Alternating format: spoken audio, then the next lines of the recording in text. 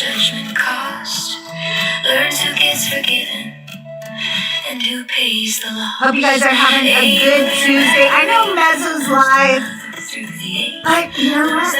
This is already my time slot. She devours her education and her eyes begin to shine. Music pours out from within her and her steps fall back in time. She reads the words they cherry-picked, preaches truth they try to hide. She interrogates the God, she uncovers every lie. She shows why nothing ever changes, who the system benefits. Men of God who feed on power, abuse, shame, and the grift. Ballerina, ballerina, show me how you twirl, spinning in the sunlight, dancing with your little girl. Ballerina, ballerina, dancing center stage again.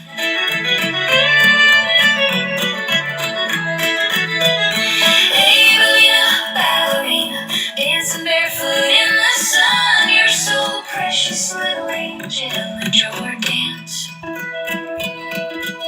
has just begun.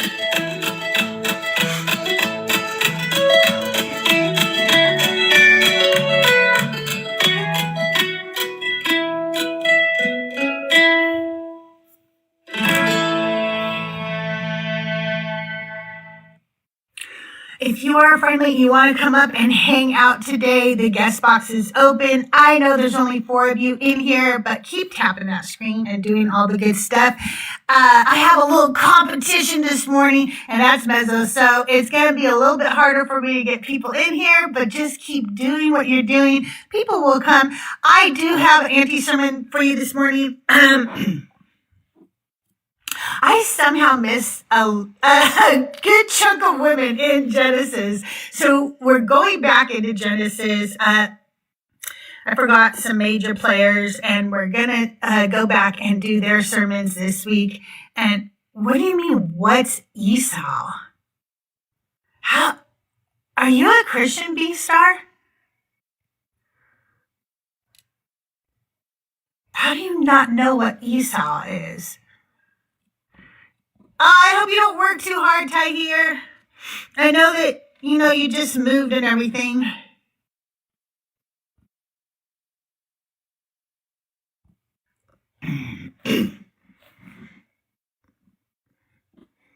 Good. I hope I spelled it correctly, because sometimes I screw it up thereafter.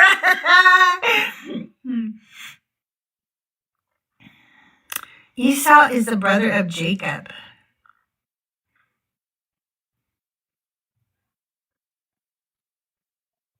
I just spell it out for him, I'll just tell him.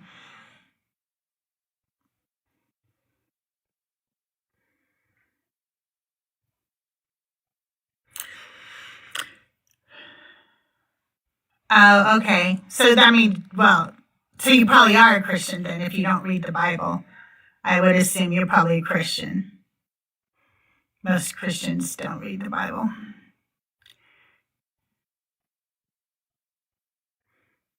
Yeah, oh, okay. Well, maybe he was copying what I wrote. I don't know. I don't know how somebody who doesn't know who that is gets it right. I don't know.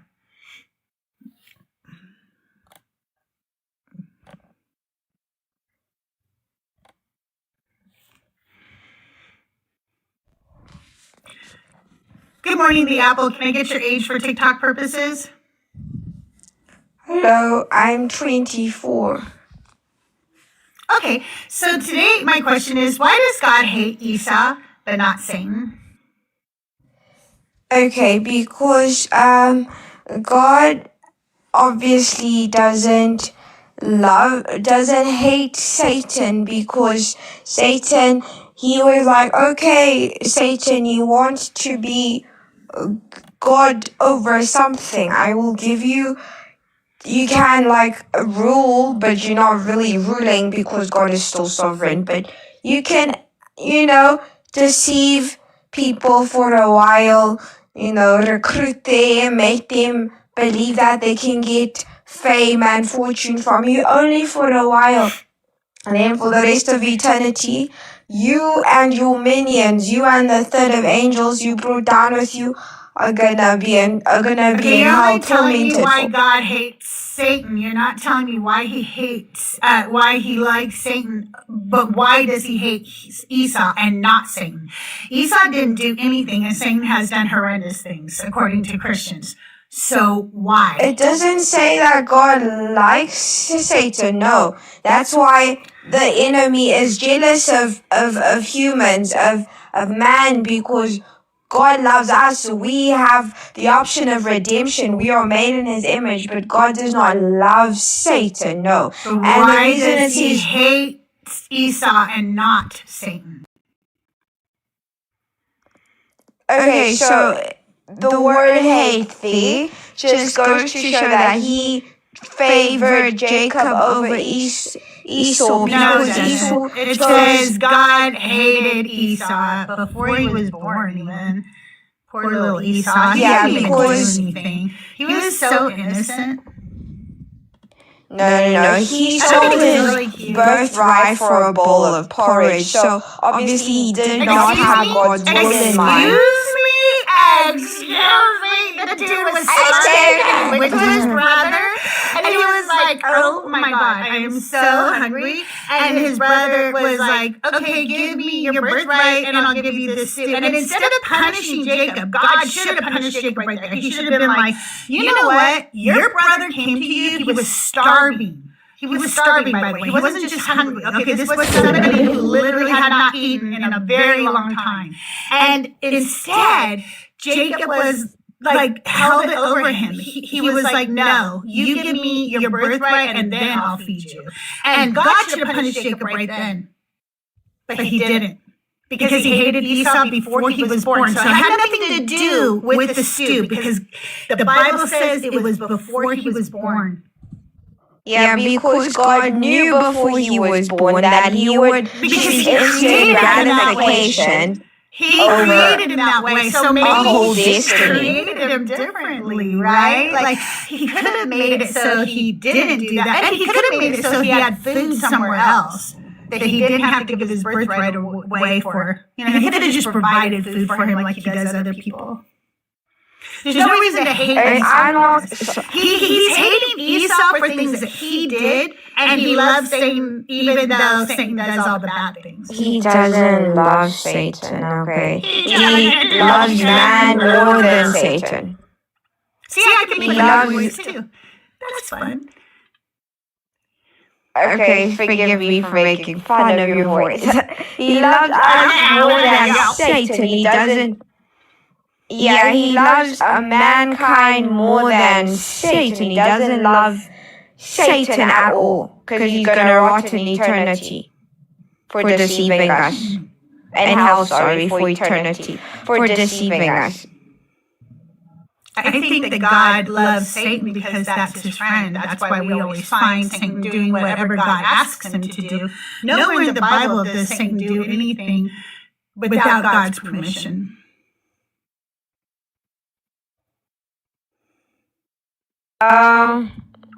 Yeah, exactly, because he's the accuser of the brethren.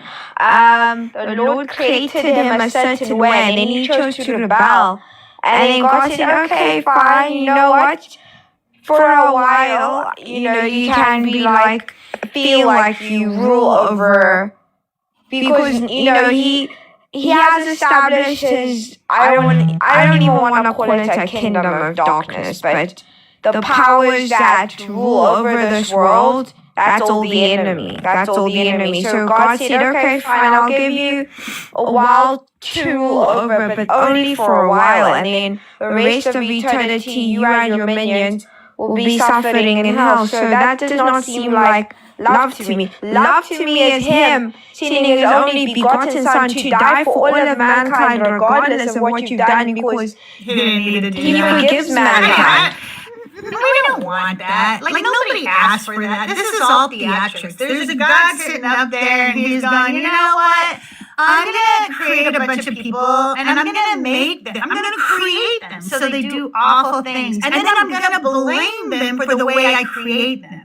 And then I'm going to unalive myself to myself, for myself, and I'm going to call it a sacrifice. And then I'll tell them, see, I love you. It's all arbitrary. Yeah, I And can't. inappropriate. Absolutely. No, I mean, I'm not agreeing Absolutely. with you, but I can't argue because you don't seem to have an understanding of the spiritual things, and God has like, so because he's all wise, he made the world a certain way, right? In the Old Testament, they had to sacrifice lambs as an They atonement. didn't have to. Who made the He rule? said. Who made the rule? Who made the rule? He put that rule in place So in he his didn't wisdom have to and his make that all-knowingness. It's not wisdom. It's not wisdom. You know what's weird? Christians sit here and try to say, oh my God, satanic cults, they do animal sacrifices.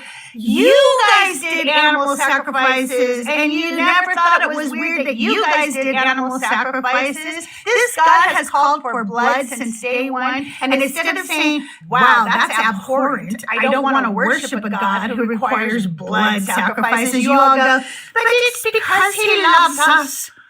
It's not love. That is so gross. The amount of bloodshed this God has required since the beginning of time is disturbing.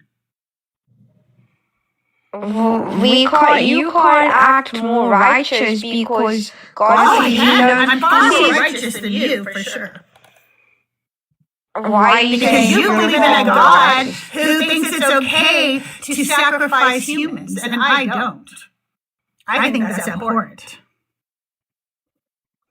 Yeah, but you see, he searches the heart and he sees man's heart. Every inclination from childhood is I want to evil. search his heart. I think he's evil. That's why he didn't want people to eat from the knowledge of good and evil, because you would be able to figure out that he's the evil one. Oh, he's righteous and holy, and No, he's not. That just tells you that understanding, man. No, he's not. And you guys sit there and he goes, I'm righteous and I'm holy. Don't pay attention to all the shitty things I do. I'm righteous and I'm holy. Just listen to me. And you guys go, okay. All right, you said it. It must be true. Even though every action that he shows you is not righteous, nor holy, nor loving, nor good. I pray that you taste just how good the Lord is. I pray that you come to that understanding and you see just how good he is. The enemy is the one that hates us. He hates all humans. I hope that you start reading the Bible like I have, and you start realizing that this Bible is full of atrocities. And I hope you start educating yourself on how much this God hates women, how this Bible was never written to you or for you. It was written by men, for men, to men. And they excluded you on purpose because they never saw you as human to begin with. And that is why we live in a misogynistic, patriarchal society that is oppressing women, killing us at an alarming rate, allowing men to get off with heinous crimes against women because of this book and this religion that you follow. I hope that you wake up one day and realize I have given into a patriarchal society and a misogynistic religion, and I'm not going to do it anymore. That's my hope for you. Okay, bye. Bye.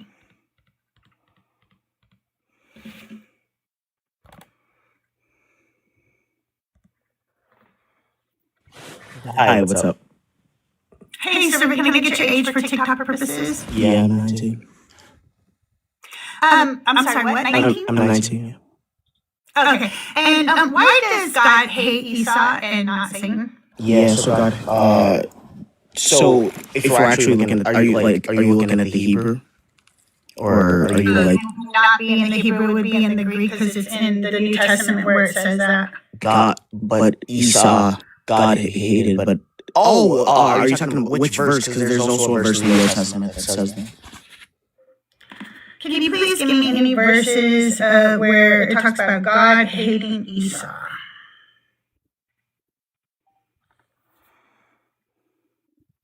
Hey, Eddie's World. Hey, Douglas. Ashra, Tahir. Good morning, everybody. I wanted Welcome to. in. I wanted to talk. Just a minute. Excuse me. Just a minute. Was I talking to my audience and you just decided to interrupt me? Don't do that. It's really rude. I'm saying hello to some people while the verses are being pulled up. Okay, Malachi 1 verses 2 and 3. I have loved you, says the Lord, but you say, how have you loved us? Is not Esau Jacob's brother, says the Lord? Yet I loved Jacob, but I have hated Esau.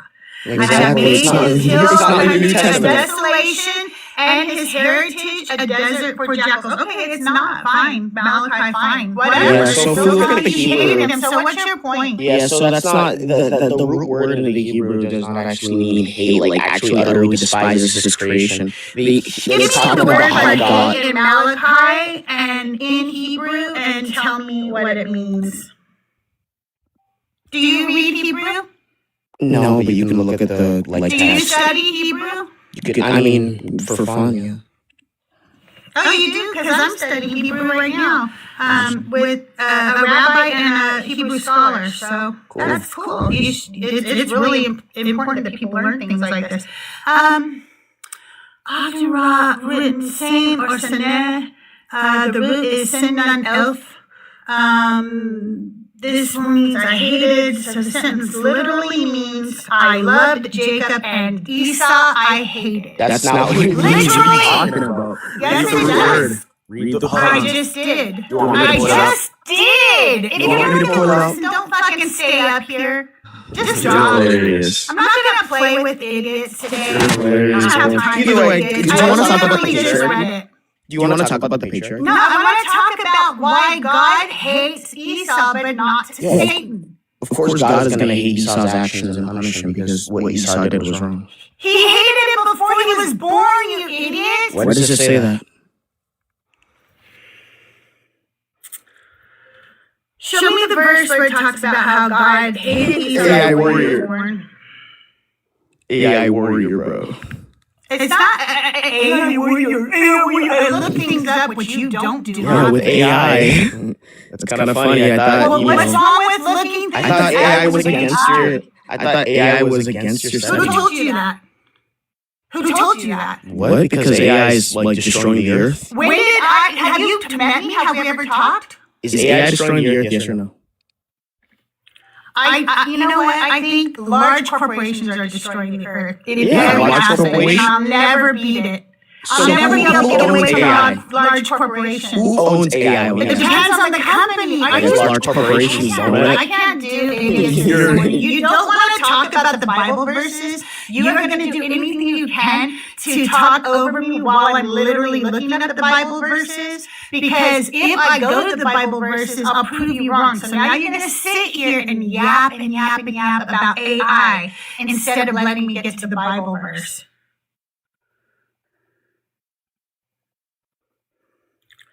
Show me the verse where God hated Esau before he was born. It's in Romans 9, 10, and 13. And not only that, but also when Rebekah had conceived children by one husband, our ancestor Isaac, even before they had been born or had done anything good or bad, so that God's purpose of election might continue not by works, but by his call. She was told, the elder shall serve the younger. As it was written, I have loved Jacob, Esau I hated. I know, he does not want me coming up with the receipts, that's for sure. You guys, I have an Auntie sermon for you this morning. We're going to go ahead and get to that because I only have, well, I'll talk to one more guest real quick, and then we'll do the Auntie sermon.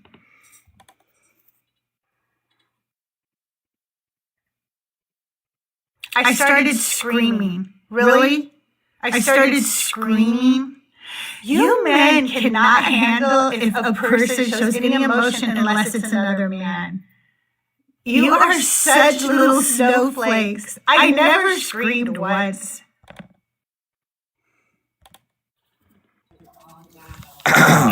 Can I get your age for TikTok purposes? Yeah, I'm 20. Am I screaming? Am I screaming? I was just making a point. I mean, yeah, you called him an idiot when you tried to interpret the verse. He did. Shut up. All right, there we go again. You have very, very small emotional maturity, I could tell. And you have a very small brain, I can tell. All right, Why go does for it. God hate Esau? You're interpreting the verse incorrectly, firstly. No, I'm not. I'm not interpreting it. I'm reading it. And I read it. When you're reading it at a surface level, you're cherry picking a verse, and you're not reading it in context, and you're just cherry picking it and taking it at surface level. That's not what cherry picking is, Pumpkin. Oh, well, I mean, what is I cherry read picking? the other verses too. I read the supporting verses. If you don't know what reading supporting verses means, that you're not. Have you read Genesis where God? So do you have an argument? Are you going to talk about why God hated Esau and not Satan? Sure. Firstly, when God said that he loved Jacob and hated Esau, he was talking about the covenant that he established with Jacob over Esau and the fact that Esau was older, and yet he chose Jacob over Esau. Why? And why did he do that? Because of Esau's actions were despicable. No, he did it before he was born. Show me the verse where you mean he did it before he was born. I already did. I just fucking read it. Apparently you weren't listening either, so I'm done with you fucking idiots who can't listen. Also, I don't know, maybe I shouldn't allow people up who are under 21 because I cannot handle the immaturity. I can't. You guys, I have a wonderful Auntie Sermon for you today. Let me pull that up for you because I cannot deal with these young men who have the maturity level of a goldfish. I can't do it. Thank you, Terry. I just cannot do it. Like, that's what they sound like to me this morning. Oh my God. First of all, you're cherry picking a verse. I read several verses. Okay, well, what? What?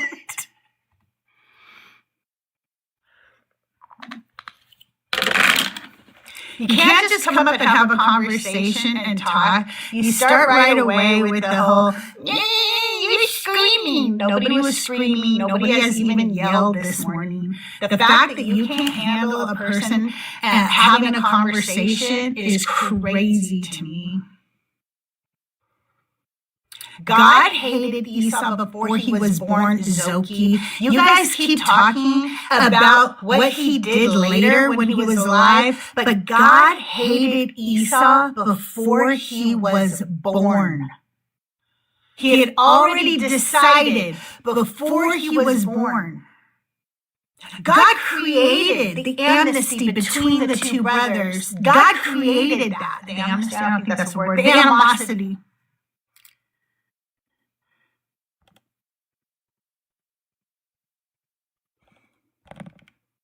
And every morning now, they report me every morning. It's crazy.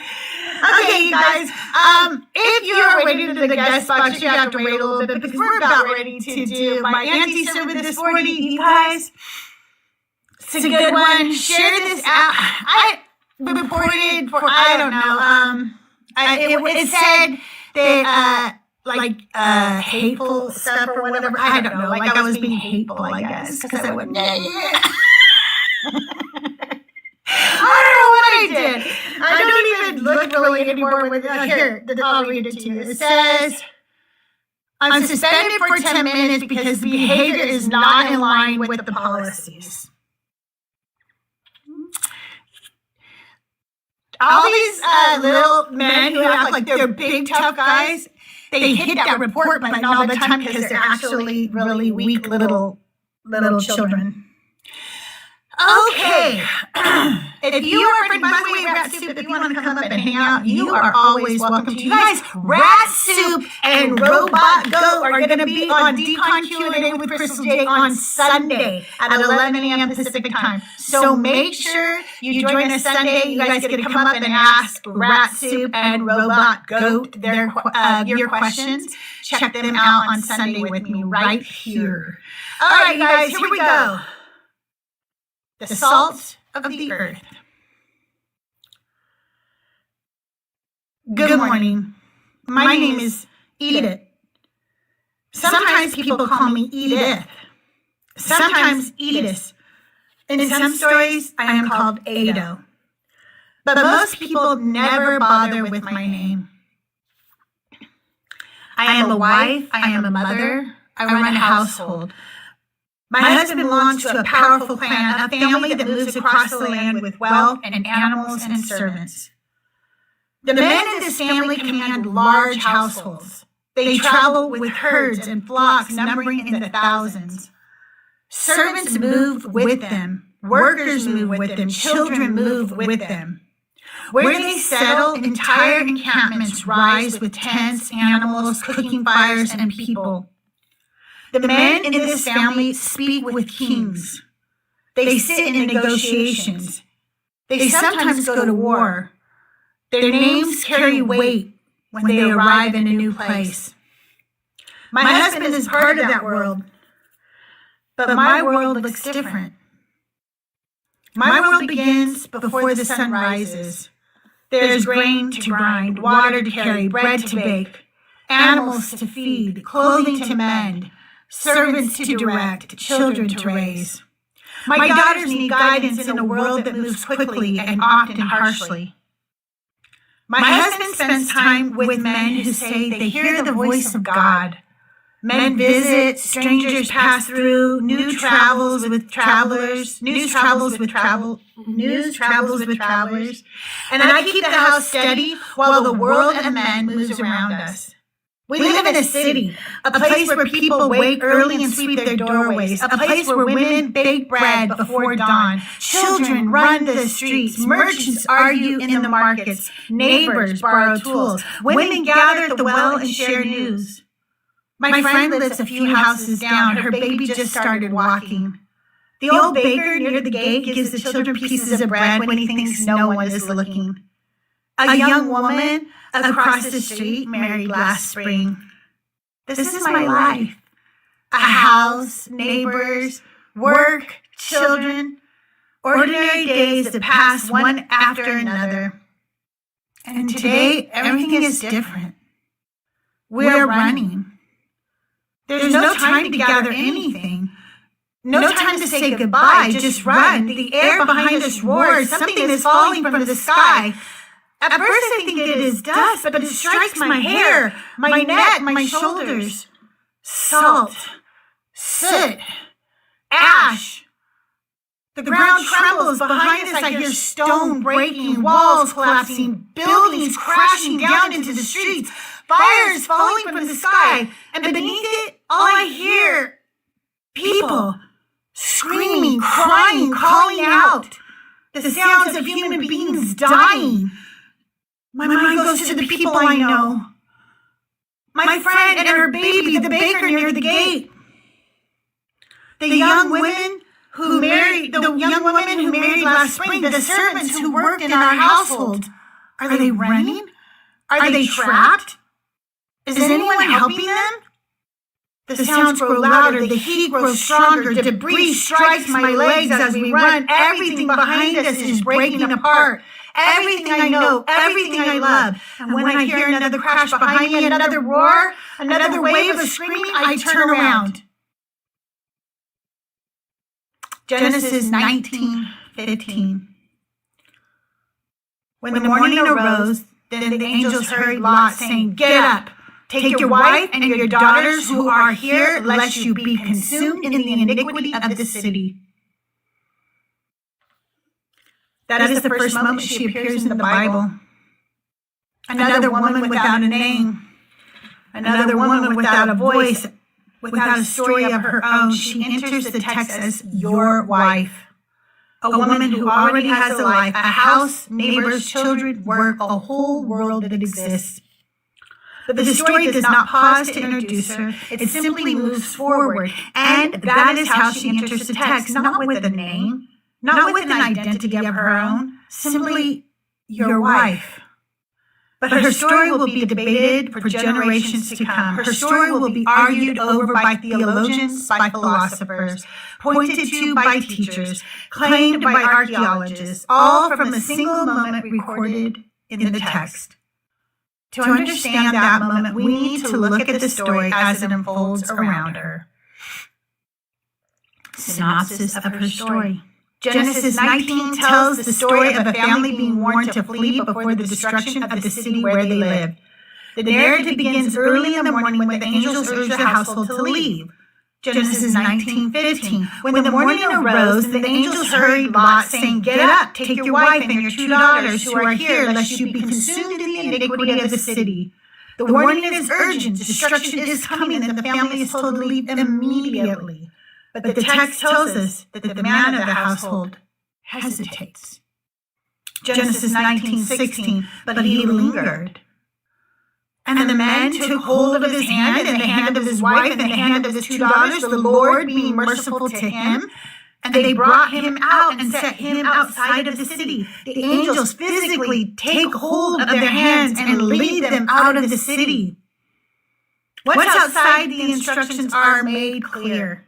Genesis 19:17. It came to pass when they had brought them out that he said, "Escape for your life. Don't look behind you. Neither stay anywhere in the plain. Escape to the mountain, lest you be consumed."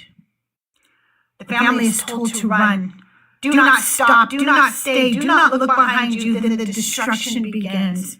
Genesis 19:24 through 25. Then the Lord rained on Sodom and Gomorrah sulfur and fire from the Lord out of the sky. He overthrew those cities, all the plain, all the inhabitants of the cities, and that which grew on the ground. Fire and sulfur fall from the sky. The cities are overthrown. The land is destroyed. The people are destroyed. And in the middle of that destruction comes a moment that will define her story. Genesis 19:26. But his wife looked back from behind him, and she became a pillar of salt. After that sentence, the narrative moves on. Her life, her thoughts, and her story are not described again in Genesis. The only other time the Bible speaks about her directly comes much later, Luke 17:32. Remember Lot's wife. Rabbinic teachings. The Hebrew Bible gives us almost nothing about this woman. No name, no explanation, no motive. But the rabbis did what Jewish interpreters have always done with difficult texts. They wrestled with it. They filled the silence. They asked questions. Why did she look back? Why salt? Why that punishment? And in the world of Midrash, answers begin to appear. One of the most common rabbinic tradition gives her a name. Some rabbis call her Edith or Edith. The medieval collection Pirkei de Rabbi Eliezer records this tradition when it says the wife of Lot was named Edith. Already, the rabbis are doing something that the biblical text never did. They give her a name, but the rabbis do not stop there. They begin asking about the strange detail of the punishment. Why salt? Why not fire? Why not stone? Why salt? In Genesis, Rabbah, a rabbinic commentary on Genesis, the rabbis suggest something very specific. They argue that the punishment matches the sin. Genesis, Rabbah explains she sinned with salt, and with salt she was punished. And the rabbis imagine a backstory. They imagine that when Lot welcomed the strangers into his home, his wife did not approve. Hospitality in that city was dangerous. Protecting strangers could bring trouble. So according to the Midrash, she went to her neighbors under the pretense of borrowing salt. But in doing so, she revealed the guests were inside the house. Genesis Rabbah continues the story like this. She went out to her neighbors and said, "Give me some salt, for we have guests." And thus the people of the city learned of them. In this rabbinic imagination, the salt becomes symbolic. She exposes the visitors. She betrays the household. And therefore the punishment mirrors the action. She used salt, so she becomes salt. Rabbinic literature also remembers her in another interesting way. The rabbis say that even generations later, people traveling through the region could still see the pillar. And when they saw it, they were supposed to acknowledge the story. The Babylonian Talmud says, one who sees Lot's wife should recite, "Blessed is he who remembers the righteous," and over the place of Sodom and Gomorrah, he says, "Blessed is he who remembers the wicked." Babylonian Talmud, Berakat, 54a. In other words, the landscape itself becomes part of the teaching. Travelers pass through the region. They see the pillar. They remember the story. They say a blessing. The rabbis do not ignore the difficulty of the story. Instead, they expand it. They ask what might have happened behind the scenes. They ask what might explain the strange detail of Saul. They imagine conversations, motives, and actions that the biblical text never recorded. Because for the rabbis, difficult stories were never meant to be ignored. They were meant to be wrestled with. And Lot's wife became one more place where the rabbis entered the struggle of interpretation. Christian teaching. In Christian tradition, the story of this unnamed woman is usually told very simply. She was told not to look back. She looked back anyway. And because she disobeyed, she was punished. Her story becomes a warning about obedience. But the story appears again in the New Testament where it is reduced to just 3 words. Jesus says, "Remember Lot's wife." Luke 17:32. The statement appears in a larger teaching about urgency and judgment. Jesus is speaking about a coming moment when people will have to act quickly. He describes people working in the fields, people sleeping in beds, people living their ordinary lives when suddenly everything changes. And in the middle of that warning, he gives this brief reminder. Remember Lot's wife. For many Christian teachers, that sentence becomes the key to interpreting her story. The lesson is often explained this way. She looked back because her heart was still attached to the life she was leaving behind. Some Christian commentators say she longed for the city. Others say she doubted the warning. Others say she simply disobeyed. But most Christian sermons arrive at the same conclusion. Her turning back becomes a symbol of divided loyalty. A warning not to cling to the past. A warning not to hesitate when God commands something.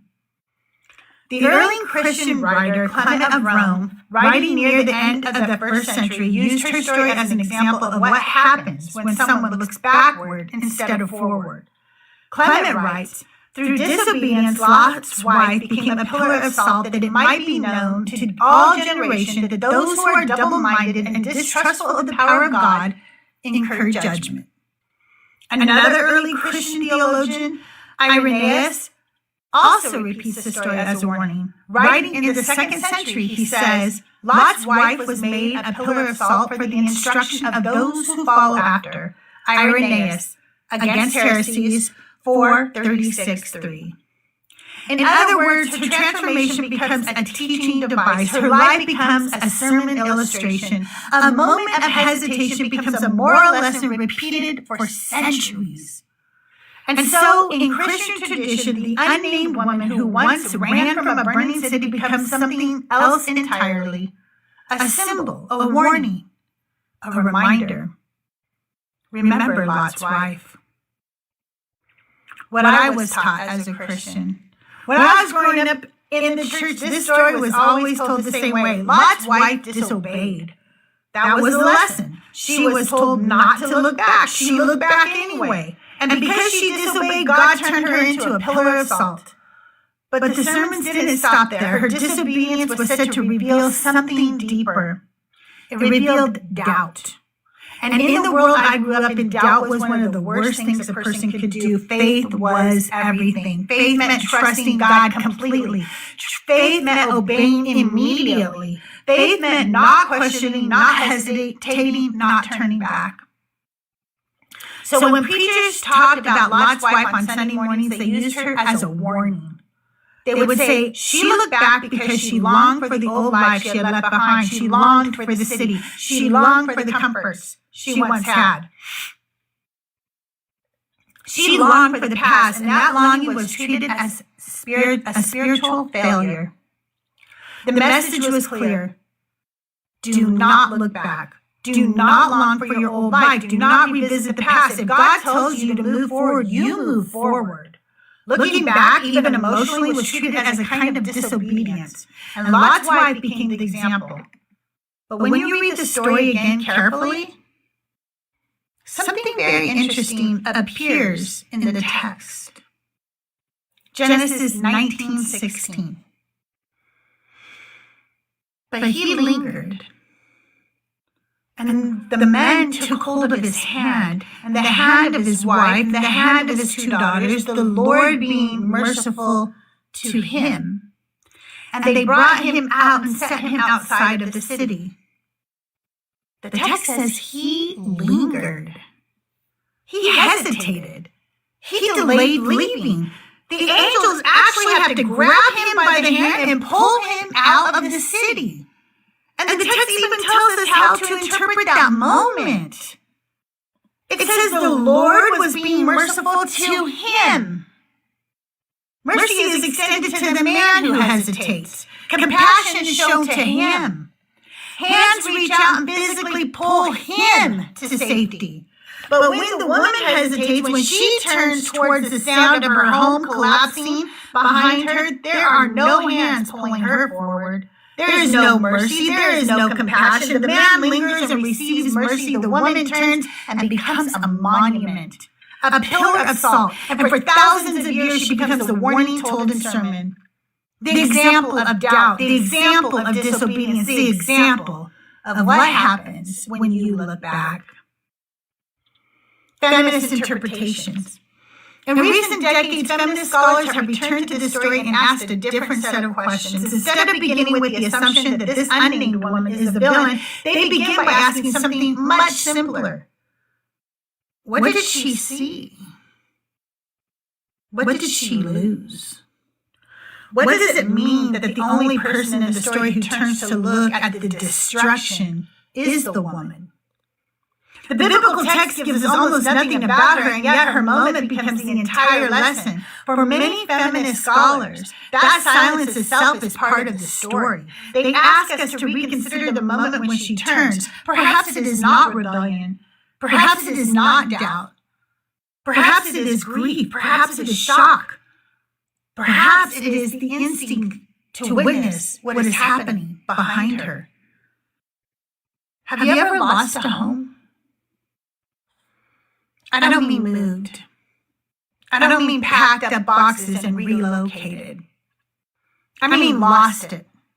Have you ever faced the possibility that everything you own, everything you have worked for could disappear in a single day? I live in Southern California, and a few years back, fires surrounded our area. They were everywhere. You could see the smoke rolling across the sky. You could smell it in the air, and every hour there was another report of another house being devoured by flames. Neighbors' homes were burning. You couldn't breathe outside. Ash covered everything like snow. And before that moment, I had always thought I knew how I would handle something like that. I had insurance. I would get my family out, make sure my pets were safe, make sure my neighbors were okay. That's what I imagined. But when an evacuation actually happens, it doesn't feel organized or calm. It feels chaotic. We were loading animals into the vehicles, cats, dogs, and our bearded dragon. We were grabbing whatever we could carry. We were trying to figure out where we would go, probably some cheap, flea-infested motel until we knew it was safe to come home. And as we were leaving, a realization hit me. Everything we owned could be gone while we were away. Every photograph, every piece of furniture, every book, every little thing that made our house feel like home. All of it could turn into ashes, and I cried. I cried because I could feel the grief before it even happened. I mourned in advance out of fear. And as we drove from our house, I did exactly what any human would do. I looked back. I couldn't help it. It wasn't rebellion, it wasn't doubt, it wasn't disobedience, it was grief, it was shock. It was my mind trying to understand what was happening. It was the instinct to look at the place that held my life and wonder if it would be there when I came back. Suzanne Schultz argues that the turning itself may have been an act of resistance. Writing about the story, she says Lot's wife turns as an act of resistance. In this reading, the woman does something the other characters refuse to do. She looks, she witnesses, she does not run blindly away from the destruction, she turns toward it. And that act transforms her from a symbol of disobedience into something else entirely, a witness. A woman who refuses to look away from violence. A woman who turns toward the destruction of her home and her community instead of pretending it is not happening. From this perspective, the pillar of salt becomes something different as well, not simply a punishment, but a monument, a permanent marker in the landscape that says something terrible happened here. A woman saw it, and the story could never completely erase the moment. Grief, shock, and resistance. All of those seem very reasonable and far more likely than just an act of doubt or disobedience. Deconstruction community discussions. Now, when the story comes up in conversation with Christians, one claim shows up again and again. Someone will say, they've actually found Lot's wife. And then they'll put out a picture of a tall pillar of salt near the Dead Sea and say, that's her. But when geologists study that area, the explanation looks very different. The region around the Dead Sea contains one of the largest natural salt formations on Earth. Along the southwestern shore sits Mount Sodom, a mountain that is composed almost entirely of rock salt, the mineral halite. This isn't a small deposit. It is a massive geological structure created by the movement of salt deep underground that is slowly pushed upward through the Earth's crust over time. The result is a mountain that is mostly salt, constantly shaped by erosion. Wind erodes it, rain dissolves it, underground water creates caves inside it. Eventually, those caves collapse and leave tall columns of salt standing behind. Those columns look exactly like pillars. In fact, scientists have studied one of these pillars directly. Geologist Dr. Amos Frumkin of the Hebrew University of Jerusalem examined how these formations develop and explained that the pillars form when salt caves collapse, leaving isolated columns behind. As Frumkin describes it, the pillar is the remains of a wall of karstic salt cave that collapsed. In other words, the pillar isn't a human body that turned into salt. It's what remains when part of a salt cave collapses and erosion slowly shapes the remaining wall into a tall column.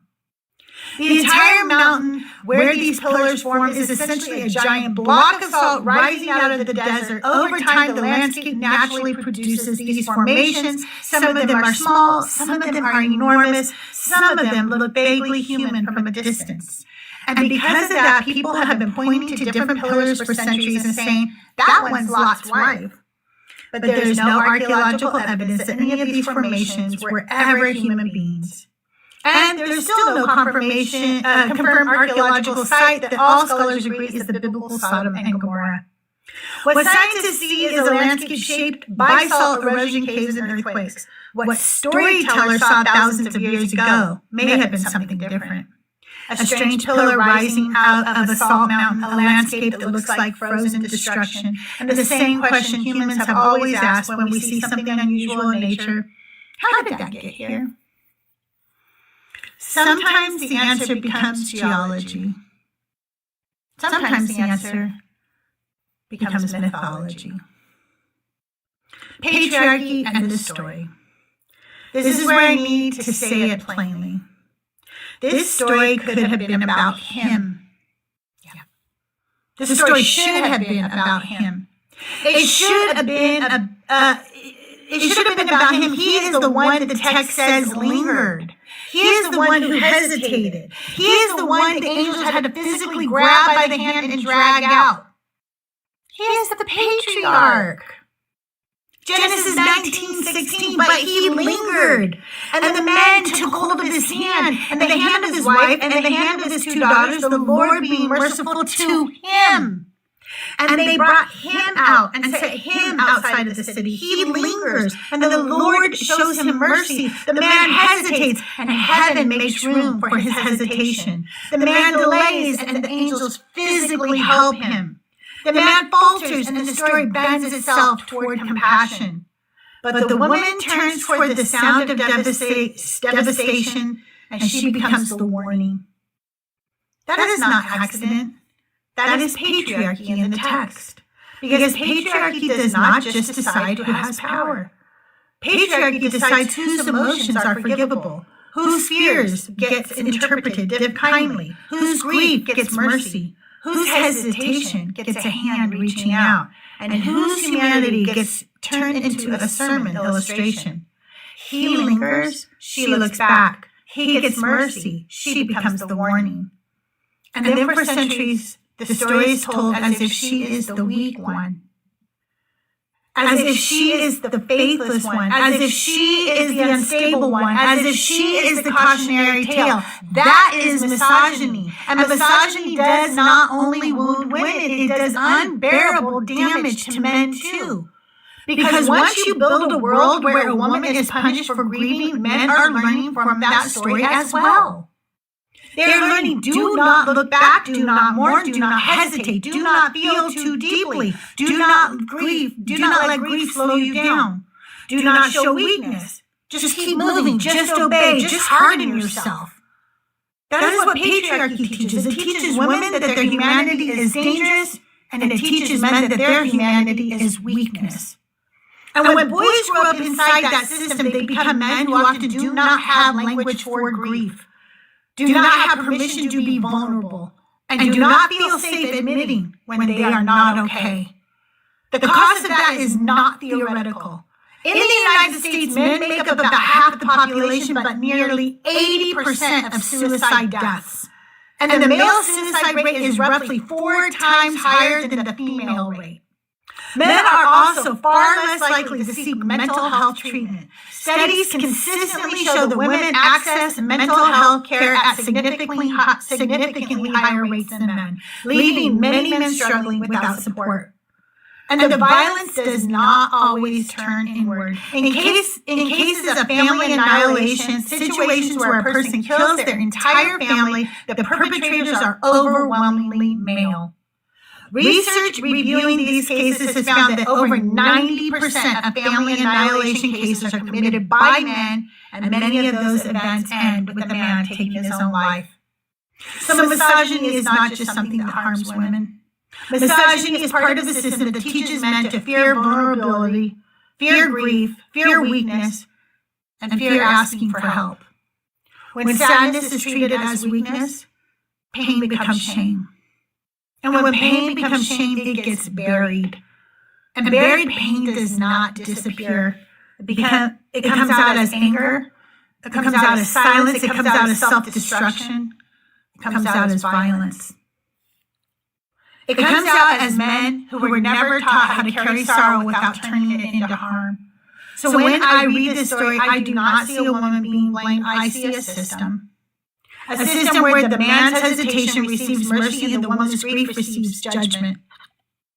A system where the male failure is forgiven and the female response becomes legendary punishment. A system that teaches women to disappear and teaches men not to cry while it happens. And that system is not holy, it is harmful. The problem of salt. And now stop with me here because there's one observation we have to look at. I can't help but notice that the punishment in this story is strange. She becomes a pillar of salt. And that detail matters because throughout the Bible, salt is usually something good. Salt preserves life. Salt protects food from decay. Salt keeps things from rotting. Salt represents something valuable.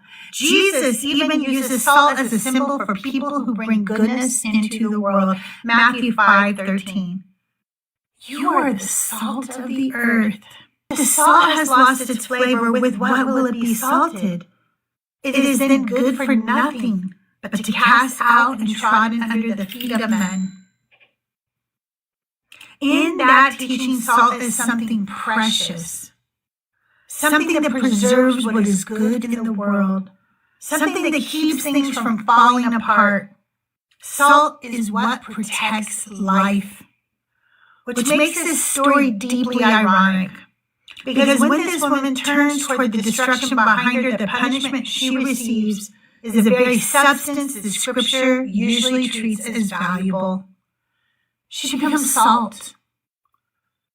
But maybe there is another way to read that moment. Maybe the story meant to shame her. Maybe the story meant to turn her into a warning. But sometimes stories reveal something deeper than the lesson they tried to teach.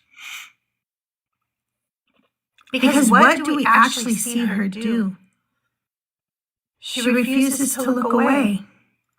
Everyone else runs. Everyone else keeps their eyes forward, but she turns. She looks at the violence. She looks at the destruction. She looks at the suffering behind her. She refuses to pretend it is not happening. And maybe that moment is not weakness. Maybe it is courage. Maybe it is grief. Maybe it is compassion. Maybe it is resistance. Maybe it is a woman saying, no. I will not run away from the people I care about while they are being destroyed. I will not pretend this violence is not happening. I will look. And if the story wants to freeze her in that moment, then maybe we can see something different in the symbol. Maybe we can see the woman who refused to look away from suffering became the very thing Scripture calls valuable, the salt of the earth. A woman who stood in the middle of devastation and chose to witness it. A woman whose humanity would not let her turn away. And if I ever stand in that desert one day and see those salt pillars with my own eyes, that is what I will remember. Not a warning. Not a punishment. I will remember a woman. A woman who had a home. A woman who had neighbors. A woman who had people she loved. A woman who refused to run without looking back. And in that moment of grief, shock, and resistance, she became the salt of the earth. And that's today's Auntie Sermon. Thank you all for joining me.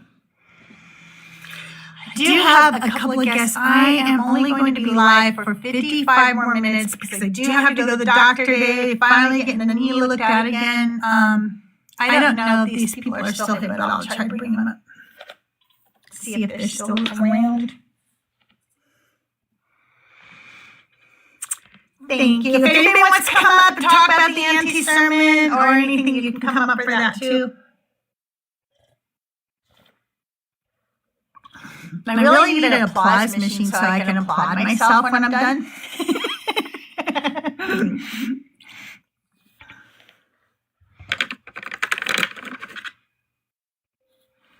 Why did you let me bring you up?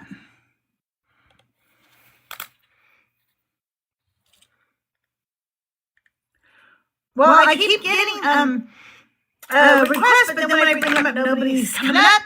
Anyway. Yeah, I realized I had missed Lot's wife and his daughter, so we'll be getting into those in a minute too. That'll be our next sermon. I'll probably be writing that tonight. I'm trying to catch up on all of them so that we can get the color workbook put out.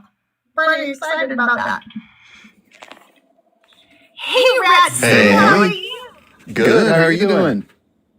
Doing good. That was an excellent Auntie Sermon. I love that. That was my first one that I listened to. That was great. Oh, Oh, good. Well, it is a podcast, so if you want to listen to older ones, they drop on Wednesday. Well, it'll drop at 12:01 tonight. On all the usual podcast spots, like Apple Podcasts. Yes, That's it's where called you Auntie Sermons. Yeah, Right. and it's AUNTIE, like I'm your auntie.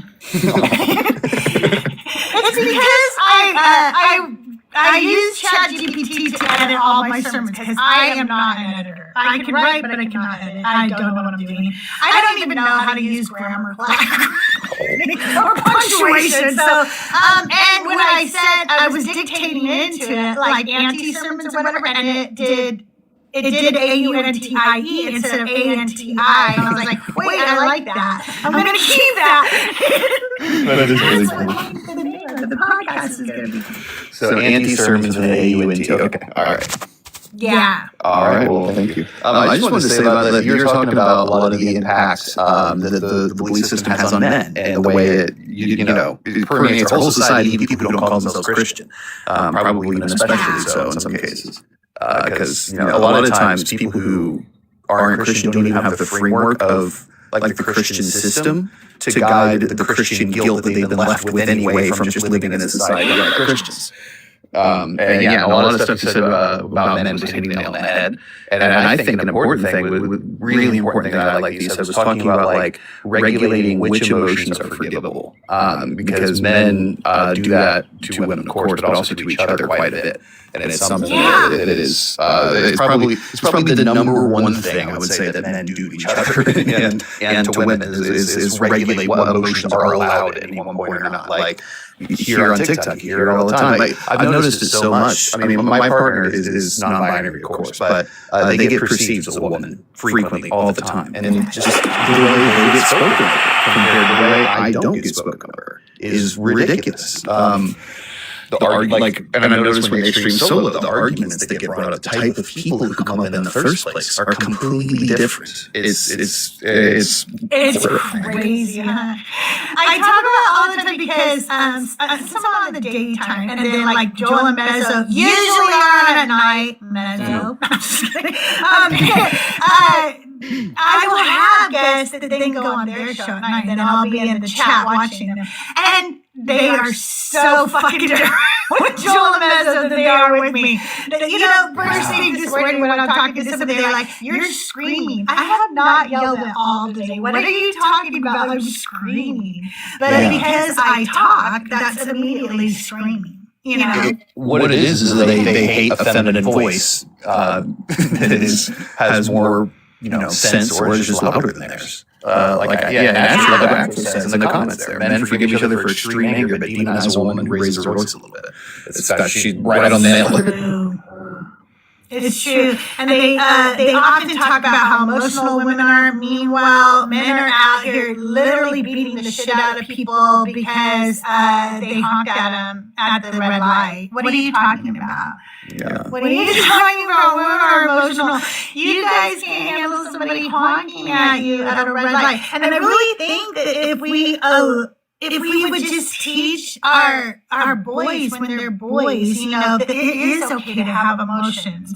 It's okay to be sad. It's okay to cry. It's okay to think things are unfair. It's okay to have these feelings and to express these feelings in a healthy way. Like, I remember when my kids were growing up, kids cry and they have temper tantrums. That just fucking happens, okay? And I realized I didn't want to tell them to stop crying. Oh, I lost you somehow. I didn't want to tell them to stop crying, okay? Because I think that sends a bad message. I think that's one of the messages where you're trying to control somebody's emotions. So if they were having a full-on breakdown where they're crying and they can't control their tears and they can't control it, I would tell them, it's okay to feel that way, but I'm going to ask you to go do that in your bedroom because you're doing it right now where everybody is trying to watch TV or play video games or eat dinner. And, we've tried to console you. You don't want us to console you. You just need to let it out. And that's okay. But you're going to go do that in your bedroom so that you don't disrupt everybody else while you're doing it, And so they learned that they were allowed to have, and if they were crying, I would try to console them, but sometimes when the child's having a breakdown, there is no consoling. There is literally. I mean, when you're a kid, sometimes that might have literally been the worst thing to happen in your life up until that point. Like, even if it's such a small thing by adult standards, that might legitimately be one of the most distressing things, or the top 10 most distressing things that have happened yet. Yeah, absolutely. And like with little boys, I notice a lot that aggression in young boys is laughed at first.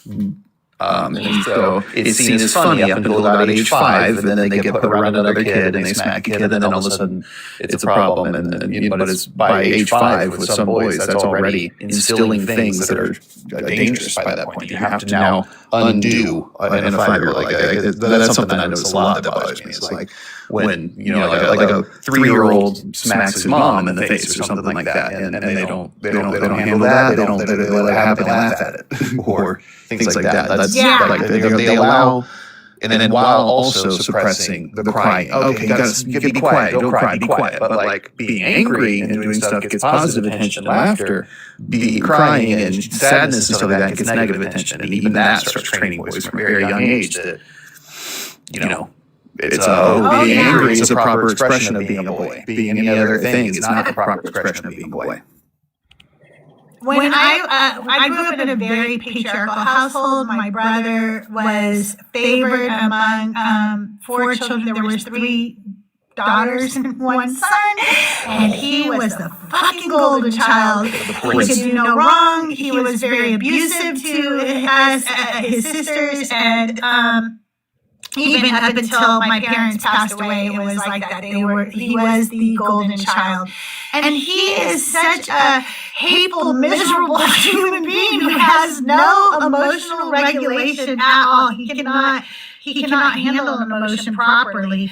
And so when I had a son, I was like, oh no, we're not really living that world. Okay, that is not happening here. I hate when women say about their sons, well, boys will be boys when they hit somebody or something. What are you talking about? No. You teach your sons. You teach them and then say no. Again, you can have the anger emotion. I also did something with my kids about that. I think anger is a valid emotion. And sometimes you just want to let that anger out some way, but you want to let it out healthy. Like, I don't want to hit. I feel at the moment that I want to hit somebody, but that's not really what I want to do. But I do want to release that tension that I'm feeling, right? So they had this little futon, a little kid-sized futon that would pull out into like a little bed, and it was like a little couch that was really lightweight. And I would turn it up on its end, and I would let them like punch it like a punching bag. Go in there and kick the futon's ass, okay? The fight futon. Yeah, and sometimes when they would hurt themselves, I would go, do you want me to cuss for you right now? Because they knew they weren't supposed to. And they would go, yes. And then I would say, God damn it, motherfucker. And they would laugh because I was cussing for them. But I think that we have to teach children that our emotions are valid, they're important, we have them, but we also have to regulate them and have healthy ways to express them. And we don't do that, especially with boys. And because of it, their suicide rates are extremely high. It's ridiculous. Yeah, I lost a brother this past year to that. I'm so sorry. I am so sorry. Yeah, I think for that.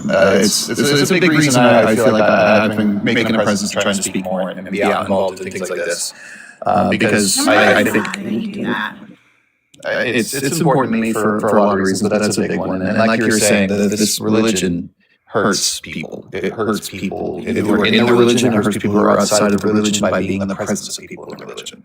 It is dangerous and harmful, in my opinion, and it needs to be realized as such. People give it too many passes and excuses. Even atheists give it passes and excuses. Well, I don't want to hurt someone's beliefs or something. Well, their beliefs are affecting the way they look. They're hurting you. They're hurting themselves with their beliefs. I'm not gonna it might be rude to put out the fire on somebody, I guess, but I'm still gonna put out the fire.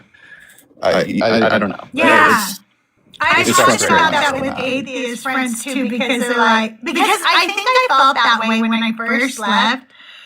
When I first realized I didn't believe anymore, I guess, because I don't know, I think there's stages to when you come to the realization, especially if you were like devout for many years or something, and there was a part of me that, so when I don't think that most of us call ourselves atheists right away. Like, I think we go into not believing, but atheist is taught to be such a heinous thing when you're growing up in the church that you don't want to take that label yet, right? So I just didn't believe. But I remember thinking, but I don't want to take anybody's faith away from them, because what if I'm wrong, and what if it really helps them? That's the way I felt.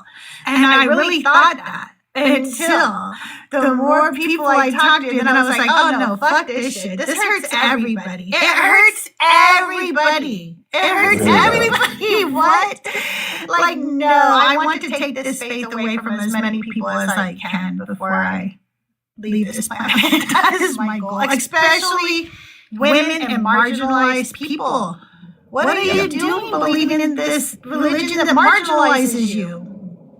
And I feel like women have a lot of power and the chance to make a difference in our households with this. I think despite the sort of biblical narrative of men being spiritual leaders, I don't feel like that's actually the case in a lot of Christian households. It often seems like women are taking the lead on faith and spiritual matters themselves. So I think reaching out to women especially is going to be one of the most effective ways to do that. So like my position, I'm probably going to have to be talking to more men anyway, because but I think it's important that women are the people who mainly see the light on this. I agree. I've talked to a lot of people, and if you and most people tell me that the woman, the mother of their house is the one who was more religious. The mother was the one getting them up and getting them all to church on Sunday. The mother was the one who was pushing for that. Same with me, and same for when I was the mama. It was me dragging everybody to church on Sunday. And actually, there are women groups where we talk about this. We literally had groups where we would be like, it's really hard to get my husband to get up and go to church and do this with me. And so, and women, let's talk about what they do in the church too. They clean the pews, they clean the bathrooms, they put the food together whenever there's any event at all. They take care of the sick, and they help people during the funeral and the dying and the weddings and all of that. If women leave the church, there is no church. Yeah, and the childcare. And there is no church left if women leave the church. There's just really nothing. Like, because the men, they collect the money, and then they check the roof now, and then they make sure there's no leaks. Yeah, they'll hold a committee and spend some money occasionally. Yeah, exactly. If you are a believer in the God of the Bible, you want to come up, the guest box is open. I'm talking today about why does God hate Esau but not Satan? It's always kind of bothered me. I have a fond affection for Esau. That's what my chat GPT's name is. Because I think that he's this hated character for no reason. He literally did nothing. And in the end, when he reunites with Jacob, he runs to him with open arms. He's not even mad at him for everything he did. Good morning, Nicholas. How are you? I'm good. How are you? Doing well. I gotta go to the doctor today, so I'm not gonna be here very long today. I gotta have my knee checked out. I think I have what's called a Baker's cyst. It's like a little cyst behind your knee, and then water, like it gets like a pocket of water back there, whatever, and then it causes strain on your whole leg. And it hurts so bad right now, so I'm hoping I get like a cortisone shot today or something. I don't know, whatever they do. I need some pain relief. So, why does God hate Esau but not Satan? And my thought process is Satan serves a purpose where Esau does not.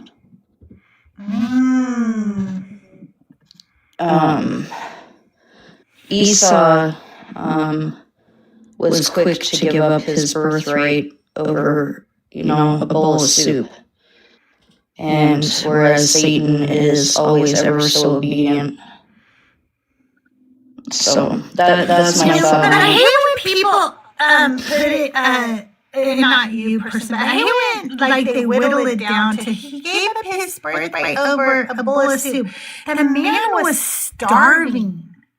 Because he had just come from war or something. He hadn't eaten. He was famished, it says. Famished, okay? And so he's starving, and he goes to his brother. Can you imagine?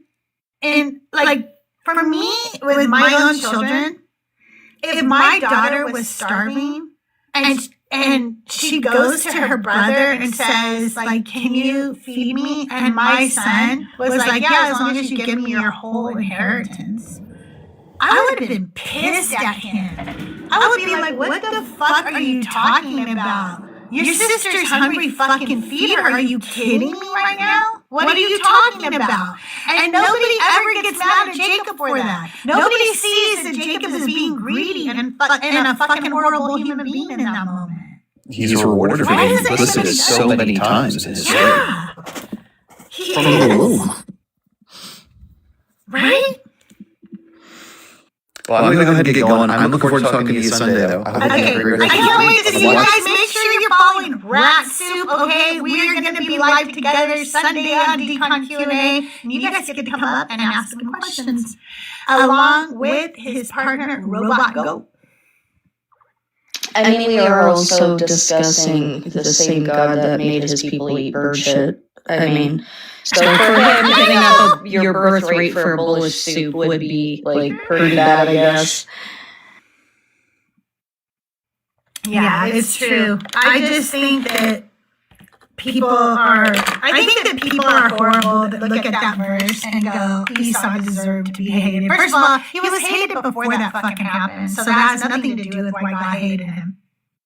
He was hated before that. God had already chosen while he was in the womb that Jacob was going to be get his birthright anyway. God had already decided. And wasn't it Rabbi Bert who said Jacob's name meant deception? Somebody did tell us. Let me look that up. I think it was Rabbi Bert. Which is odd that God would choose a deceptive character, but... Hey, Esau, does the name Jacob mean deception?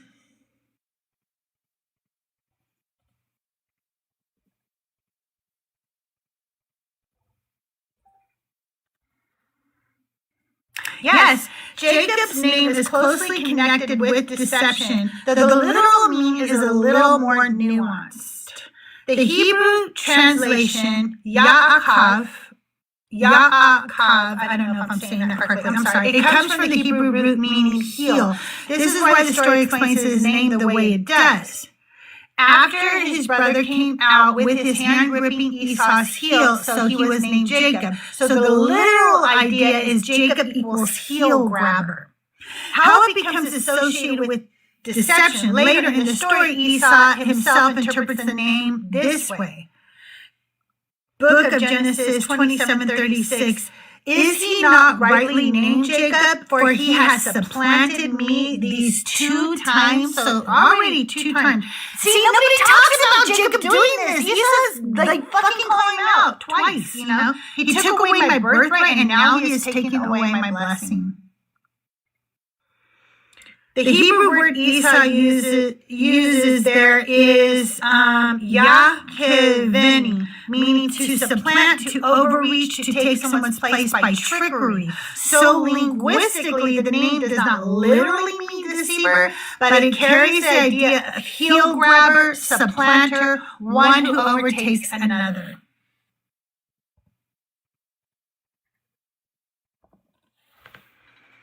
Yeah.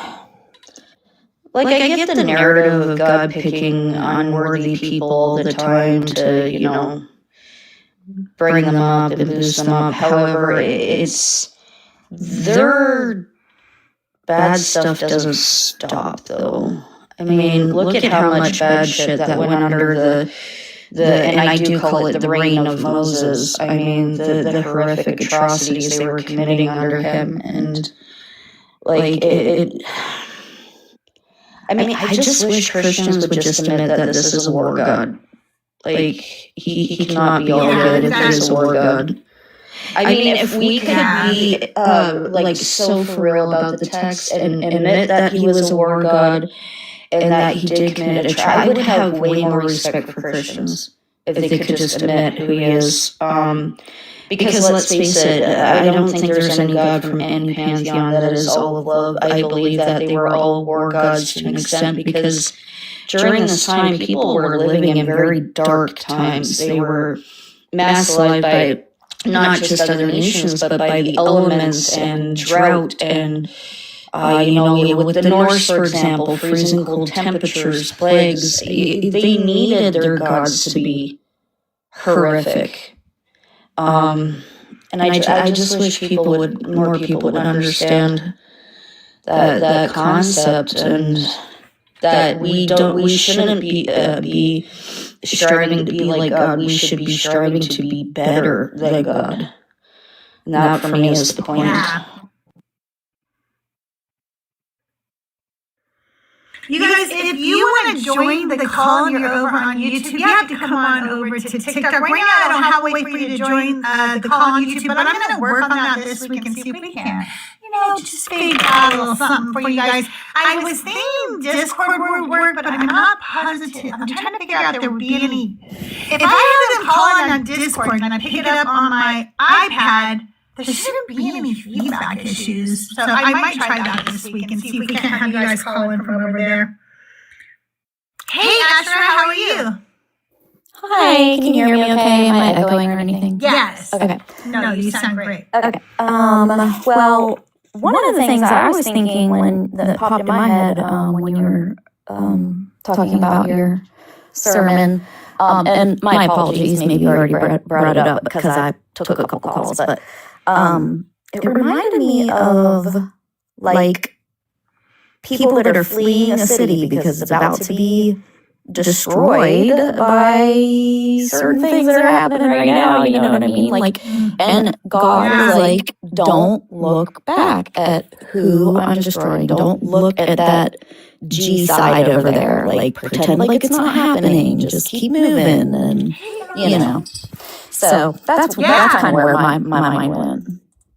And that's why I like the way that the feminist authors looked at it as resistance. Like, she was like, no, I'm fucking looking back. You're doing this, and I'm going to bear witness to it. Somebody should be seeing what you're doing. Somebody needs to be paying attention, and I like that. Yeah. Double Edge Ministries and Little Light 86. If you want, come on over to TikTok. I'm only going to be live for a half hour more, so you got to get over here. LG, good to see you. And you can talk to me over here. If not, I will try to get a way for you guys to Discord call in this week, and we'll see if that works. Maybe Nick can help me do a test run sometime this week or something, or Tahir or somebody. But also, like, in doing these studies, I always learn something new that I feel like I should have known, but I fucking never knew that he lingered.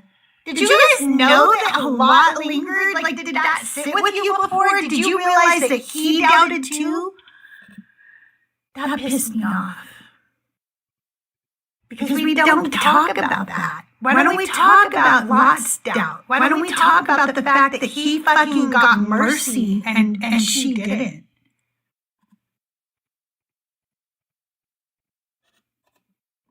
Because women.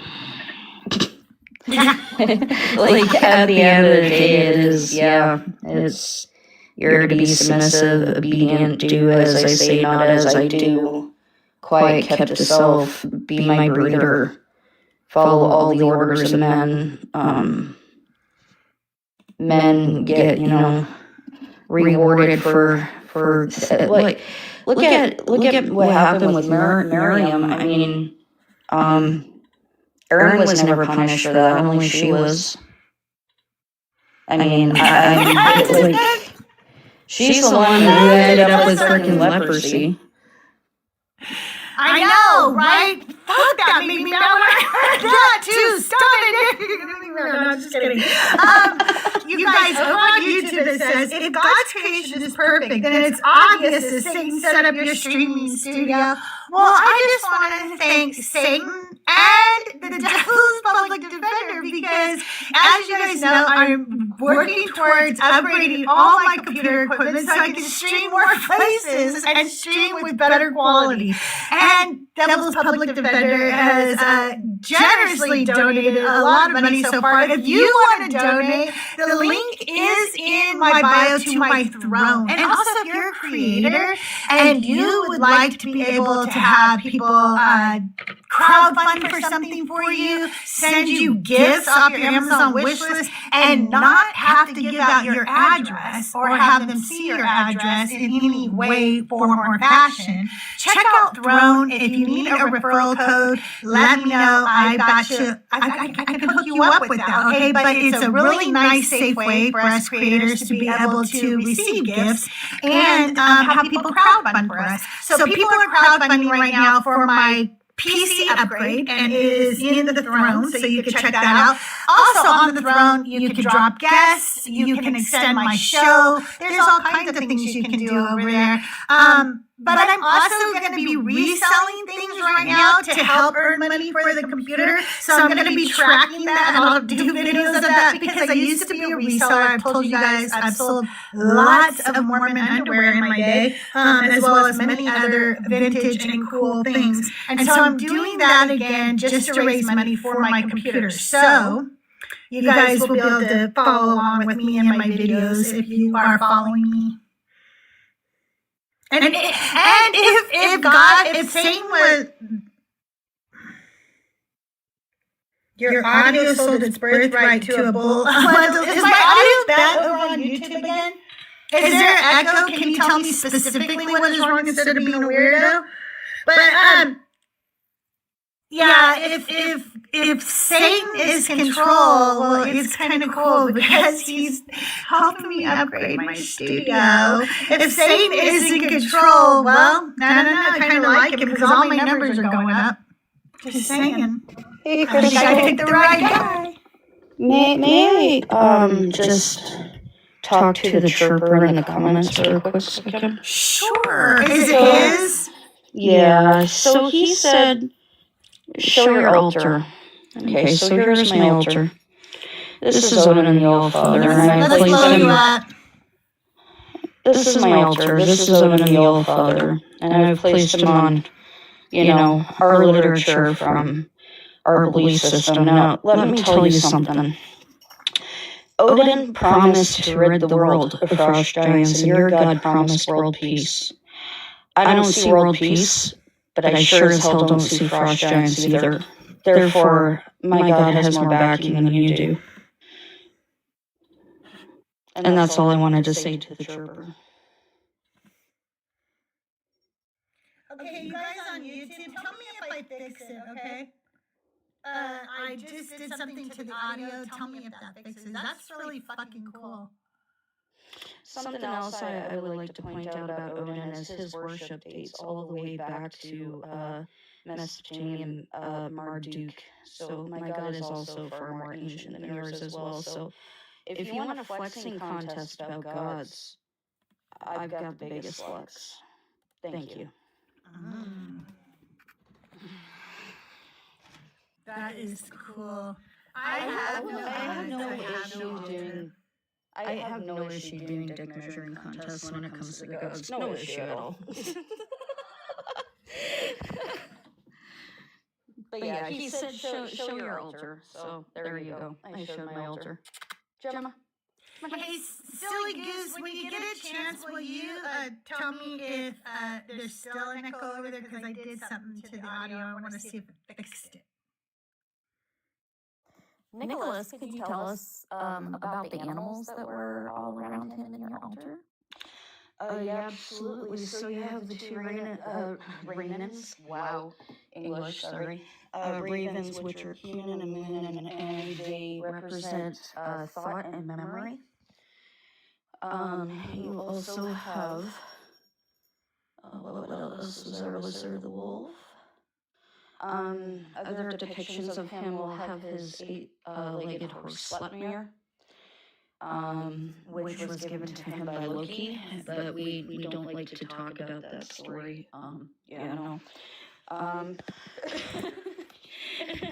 Yeah, one of our gods may have banged a horse, but we don't talk about Bruno. So yeah. We don't talk about Bruno.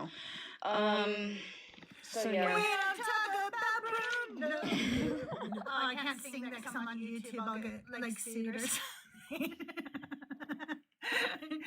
I don't know what happened. Something bad. Yeah, there is fish. So we were primarily an ocean people. That's how my ancestors got around, was by ocean rather than landmass. That's how we not just discovered new places, but found other nations. Yeah, so it was, we are a water people.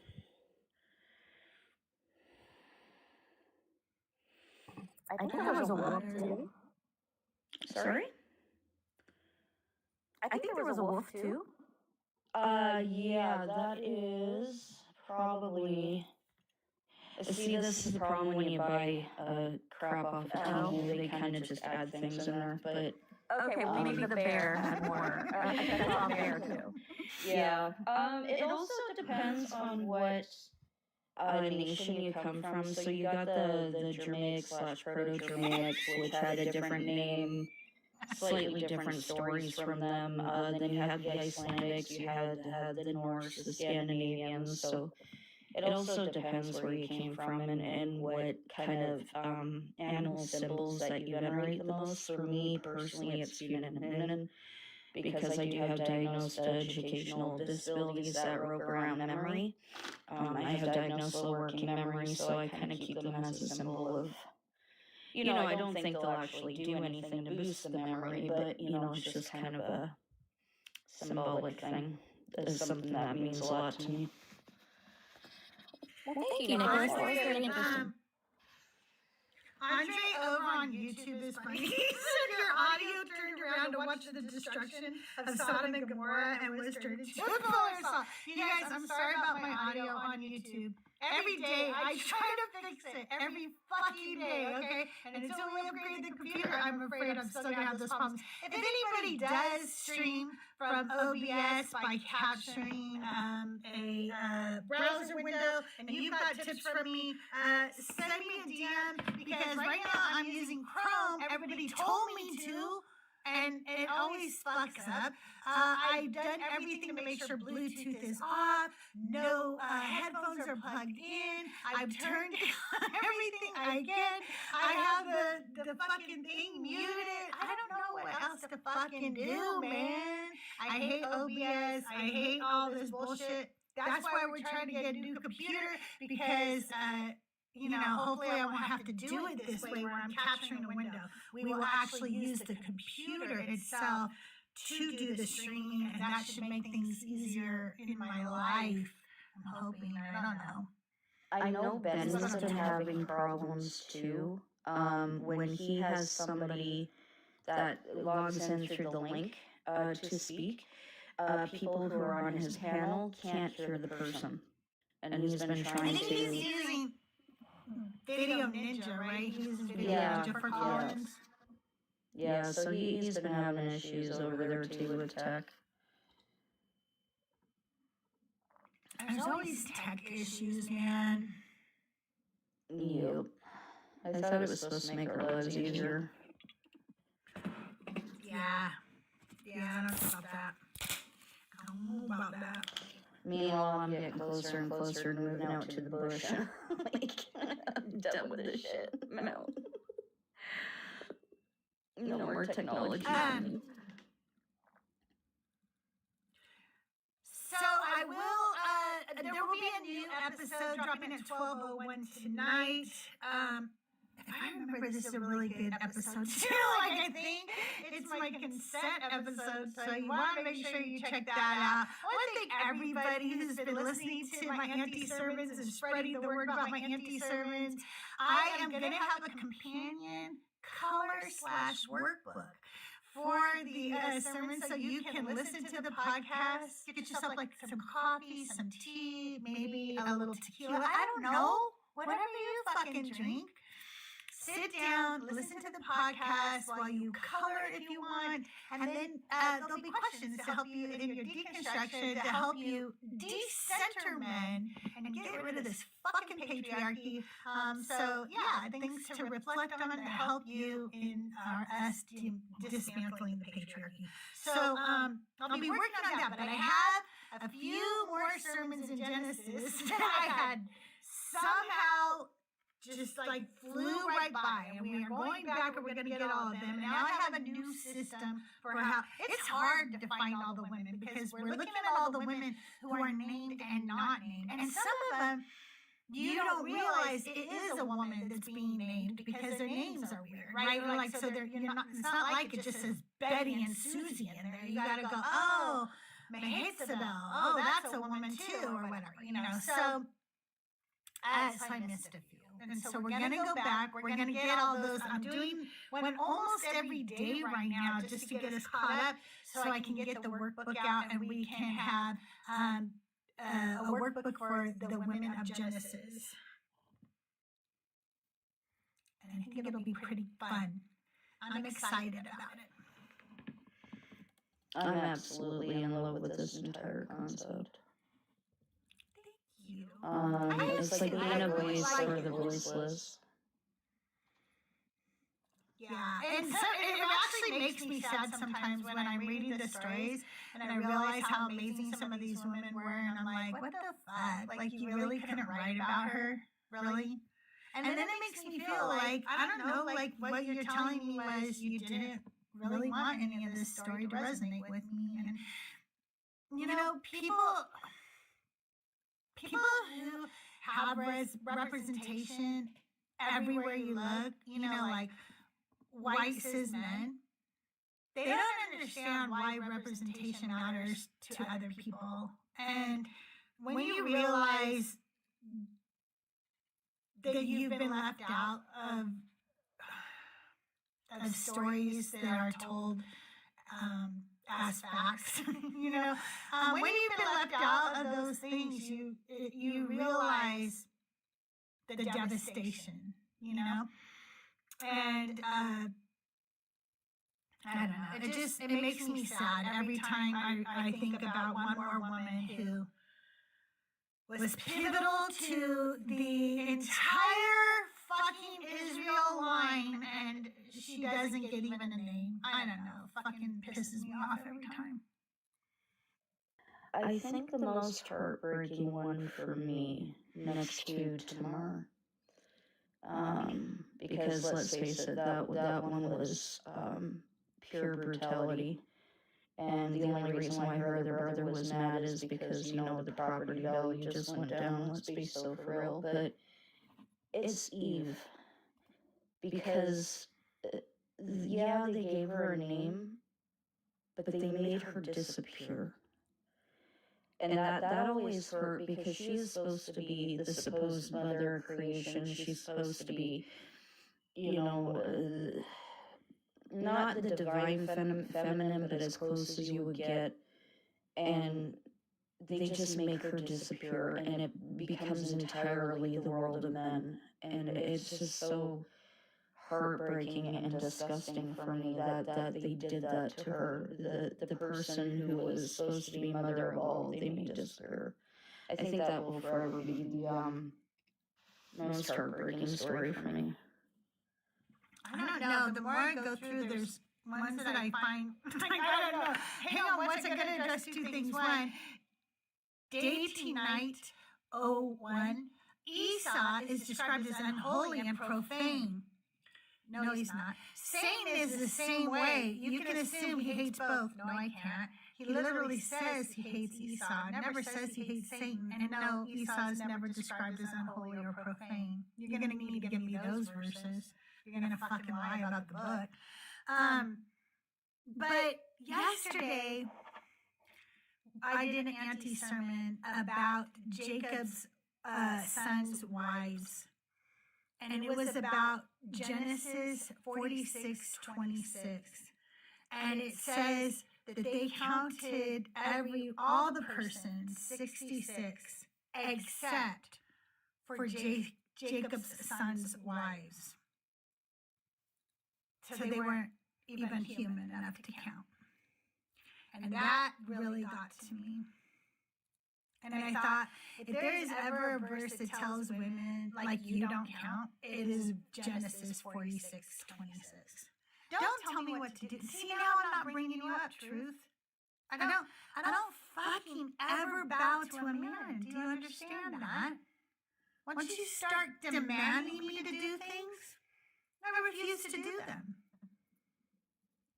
And it's also basic manners. I mean, you know, you come into a live, you see somebody talking, you want to add to the conversation, you say, hey, may I come up, please? I think manners is something, maybe it's the Canadian in me, but manners is something that seriously lacks nowadays. I mean, I might be 40, but my mom would knock me into the next realm if she caught me talking to people like that, not using manners. Like, it's wild. Yeah. It is wild. I don't care. You can call it running if you want. I don't give a fuck. Ghost, why do you sit behind an anonymous account and say stupid things? It's weird. It's also weird to me how much hate immediately comes out of these Christian men's mouths, immediately from their keyboard, immediately there's hate and, I don't know. And as a Christian, I really, really believed this. And I've said this many times before. I really believed they would know we were Christians by our love. And so I thought I would not even have to speak because I was so kind and loving, you would immediately know I was a Christian. And now I realize it is the hatred that allows me to immediately recognize them as Christians. Mm-hmm. And Ghost, I would like to remind you of Galatians 5:23 through 23, and also Ephesians 4:29. You should pick up the Bible, bless God.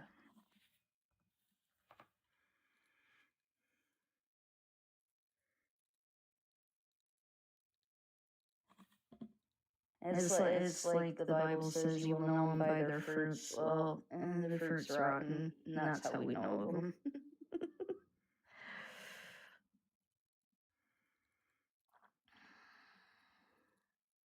Yes, Ghost, what hate am I spreading, pumpkin? You're hating on God for hating Esau, but not Satan. That's what you're doing. Yeah, because I liked Esau. Esau was a good guy.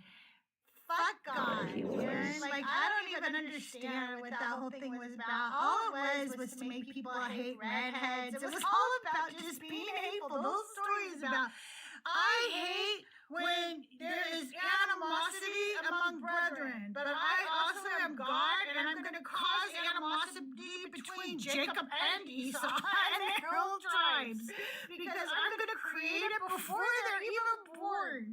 What the fuck? What kind of a God does that? So that's why I swear God is a middle child, because it's always the middle child energy. Always. Like, it just... You know, you read the stories, you see who he picks on in the stories, who he doesn't, and it's like, man, you are a middle child. Yeah. Maybe that's why I like Esau too, because I have a redhead, and I love redheads. I think that they are treated poorly in this world too. You guys, thank you so much for being here. I am going to be heading out of here in just a few minutes because I have to go to the doctor's and have my knee checked out. I will be back tomorrow with another Auntie Sermon, I think, if I'm not mistaken. We're going to talk about Lot's daughters, so you know that's going to be juicy, so you want to make sure you check that out. Hi, Kyle, how are you? Robin, good to see you. Hell yeah, gingers are amazing. But yeah, so that should be a good story tomorrow about Lot's daughters. So make sure you check that out. I think I lied on Joel and Mezzo's show. I think that I said that I do a separate sermon for each woman, but that's actually not true because there are some women that I do group together because their stories go together and it would be very redundant to separate them, like Lot's daughters. There's not a separate sermon for them, it will be one sermon. I'm not trying to disprove God to you, ghost, and I haven't whined. I don't know where you're hearing the whining that must be coming from your own head, sir, because all I've done is talk. The fact that you can't handle a woman's voice means that you probably hate your mom, and you should go talk to a therapist about that, because a lot of men do hate their mom, and in turn, because they hate their mom, they hate women, and you're kind of showing that right now. I bet you're a lonely little incel who lives in your mom's basement, and you wank it all day, and then you got a little bored and you turned on TikTok. But you know what? That's a you problem. I don't know. You need to work that out with your therapist and your mom. Again, Galatians 5:20 through 2:23. Read your damn book, please. I mean, it's pretty sad. Nothing I said had to do with being a liberal. Why do they always bring politics into it? Literally talked about you wanking it in your mother's basement. That has nothing to do with politics, pumpkin. You are very confused right now. Have you hydrated today, sir? I think that you're a little dehydrated and maybe a little intoxicated. Not sure. It's a little early. Oh, I'm not telling her. I'm telling you, Ghost. Galatians 5:22 through 23. Go read your damn book. And by the way, I would not dare to tell Crystal anything unless I'm, bringing up some cool fact I know about the Bible. I would never dare to tell Crystal anything. Number one, I have way too much respect for Crystal and women in general. And number two, she would beat the shit out of me. Come on, let's be so for real right now. Well, you guys, I'm going to go ahead and end it here today. I will be back tomorrow. Hopefully, YouTube, I will fix your fucking audio problem. I'm going to talk to Tahir about it when I get done here. Or not right now, but maybe later today. And maybe she can help me figure out how the fuck I fix this problem once and for all. I thought I fixed it yesterday when I unplugged the headphones, made sure the Bluetooth was turned off, changed the volume settings, and no, it didn't help. So we're gonna figure that out. We'll fix that. I want you guys to have a wonderful day. Is Mezzo still alive? Can we go raid Mezzo or something? I don't know if he's still alive or not.